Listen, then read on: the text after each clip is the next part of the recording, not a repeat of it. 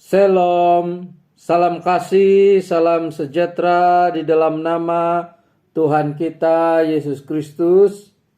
Selamat Hari Natal kepada kita semua. Kita bersyukur untuk kesempatan boleh belajar dan mendengar akan kebenaran firman Tuhan. Mari kita siapkan hati kita untuk mendengar akan firman Tuhan. Hari ini kita belajar firman Tuhan yang diambil di dalam Lukas pasal 2 ayat 40 dan ayat 52. Sekali lagi Lukas pasal 2 ayat 40 dan ayat 52. Dan saya akan bacakan di sini dalam terjemahan Indonesia. Begini bunyi firman Tuhan. Anak itu bertambah besar dan menjadi kuat, penuh hikmat dan kasih karunia Allah ada padanya. Ayat yang ke-52. Dan Yesus makin bertambah besar dan bertambah hikmatnya dan besarnya, dan makin dikasihi oleh Allah dan manusia. Demikian pembacaan firman Tuhan. Saudara yang dikasihi oleh Tuhan Yesus, kita masih lagi belajar tema pengharapan, dan subtema kita pada minggu ini penuh dengan hikmat ilahi. Saudara yang dikasihi oleh Tuhan, subtema penuh dengan hikmat ilahi ini berarti memiliki atau mempunyai kepandaian atau kebijaksanaan yang datangnya dari Tuhan sendiri. Saudara yang dikasihi oleh Tuhan, sebagai ibu bapak pastinya kita selalu mengharapkan supaya anak-anak kita bertumbuh dengan baik, bertumbuh dengan sehat, bijaksana, berhikmat, dan mengasihi Tuhan.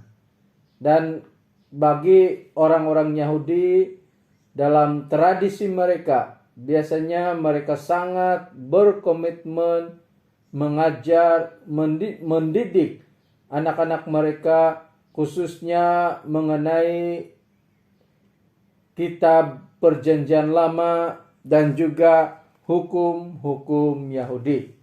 Saudara yang dikasihi oleh Tuhan, dalam firman Tuhan yang sudah kita baca, yaitu di dalam ayat 40 dan juga ayat 52, ianya menceritakan mengenai Tuhan Yesus Kristus, cerita mengenai zaman kanak-kanak Yesus Kristus, cerita mengenai bagaimana pertumbuhan Yesus Kristus, cerita mengenai bagaimana Yesus Kristus bertambah besar, cerita mengenai bagaimana Yesus Kristus bertambah kuat, cerita mengenai bagaimana Yesus Kristus bertambah luar biasa hikmatnya.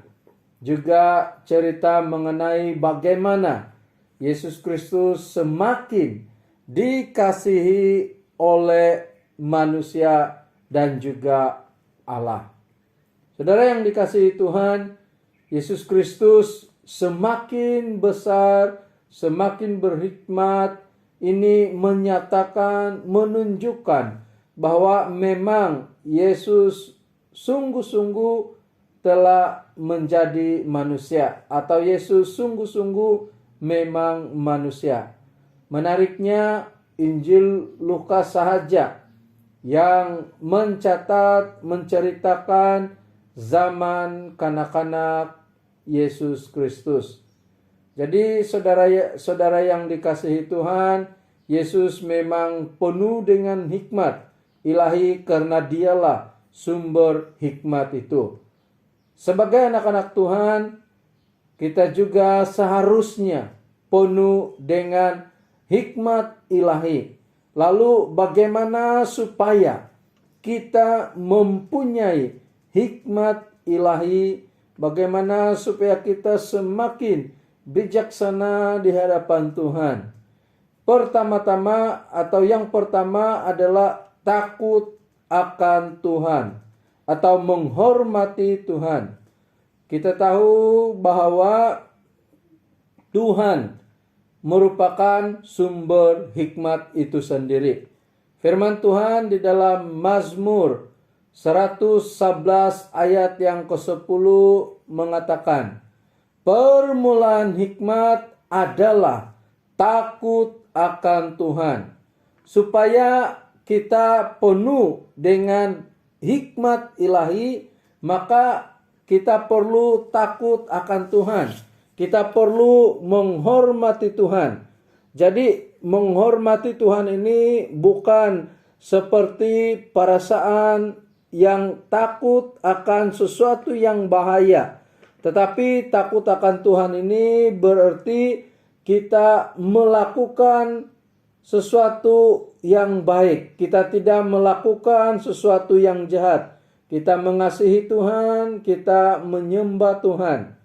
Jadi saudara yang dikasihi Tuhan, untuk memiliki hikmat ilahi, maka sebagai anak-anak Tuhan, kita patut takut atau hormat akan Tuhan. Saudara yang dikasihi oleh Tuhan, kita juga boleh penuh dengan hikmat ilahi apabila kita sebagai anak-anak Tuhan suka akan kedamaian, lemah lembut, ramah, berbelas kasihan, tidak berat sebelah, dan juga tidak munafik. Firman Tuhan di dalam Yakobus 3 ayat 17 berkata, tetapi hikmat yang dari atas atau dari sorga adalah pertama-tama murni, selanjutnya pendamai, peramah, penurut, penuh belas kasihan, tidak memihak, dan munafik. Dengan kata yang lain, saudara yang dikasihi Tuhan, orang yang penuh dengan hikmat ilahi adalah anak-anak Tuhan atau orang-orang percaya yang melakukan segala macam perbuatan baik yang memberkati. Saudara, bila kita suka bercakap jahat, kotor, melakukan perbuatan yang tidak baik, itu tidak menyatakan atau tidak menunjukkan bahwa kita memiliki hikmat ilahi. Kenapa hikmat ilahi itu segala macam perbuatan yang baik? Sebab kita tahu bahwa Tuhan itu terlalu baik. Tuhan itu sangat baik. Dia tidak mungkin berbuat jahat. Sebab itulah hikmat ilahi itu sesuatu yang baik karena Tuhan sendiri adalah baik. Yang ketiga, penuh dengan hikmat ilahi adalah apabila kita percaya dan mengenal Yesus lebih dalam lagi. Karena kita tahu hikmat ilahi itu adalah Yesus Kristus. Firman Tuhan di dalam Efesus 1 ayat 17 berkata, dan meminta kepada Allah, Tuhan kita Yesus Kristus, yaitu Bapa yang mulia itu, supaya Ia memberikan kepadamu roh hikmat dan wahyu untuk mengenal Dia dengan benar. Saudara yang dikasihi Tuhan, ini merupakan doa Rasul Paulus, supaya kita mengenal Yesus dengan benar, supaya kita beroleh hikmat ilahi. Saudara yang dikasihi Tuhan, mengenal Yesus, mengetahui Yesus, bahwa Dia satu-satunya jalan keselamatan. Mengenal Yesus sebagai satu-satunya pribadi yang memungkinkan kita dapat berbaik dengan Tuhan. Mengenal Yesus, bahwa Yesus merupakan 100% Tuhan dan juga 100% manusia yang menyelamatkan kita yang berdosa. Sebab itu saudara yang dikasihi Tuhan, teruskan bertekun untuk lebih mengenal Yesus lebih jauh, yaitu melalui membaca firman Tuhan, merenungkan firman Tuhan, menyembah dan memuliakan nama Tuhan. Jadi saudara yang dikasihi Tuhan, penuh dengan hikmat ilahi itu adalah kita takut akan Tuhan atau menghormati Tuhan, kita melakukan segala macam perbuatan baik dan mengenal Tuhan Yesus lebih dalam. Karena itu marilah sebagai anak-anak Tuhan kita terus memiliki hikmat ilahi. Terima kasih, Tuhan memberkati. Firman Tuhan sampai di sini.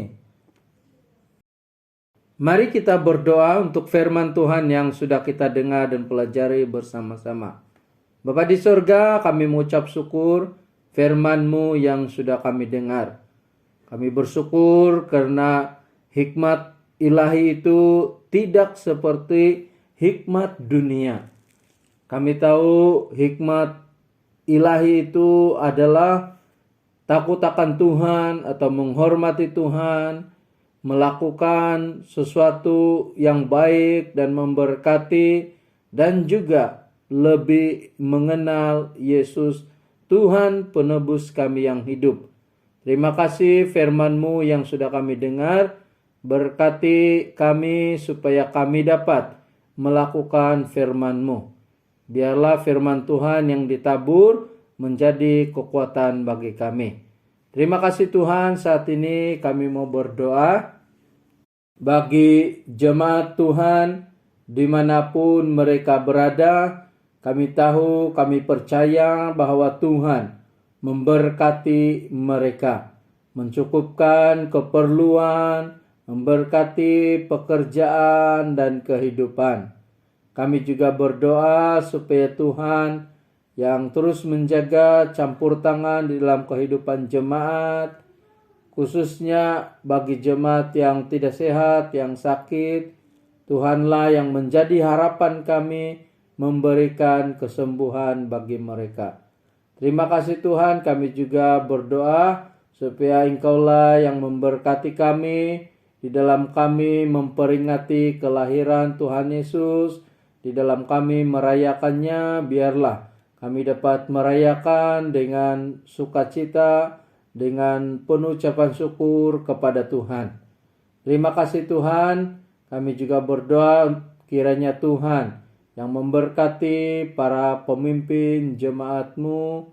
Kau juga memberkati para pemimpin di peringkat pusat, paroke, siapapun mereka, kami percaya Tuhan memberkati. Kami juga berdoa supaya Tuhan kiranya yang campur tangan dan memberkati negara ini. Tuhan kiranya juga yang memberkati para pemimpin negara ini di peringkat apapun. Terima kasih Tuhan, kami serahkan semua doa kami di dalam tangan-Mu. Kami bersyukur Engkau Tuhan yang sentiasa mendengar doa kami. Ini doa kami serahkan hanya di dalam nama Tuhan kami, Yesus Kristus, kami sudah berdoa. Amin.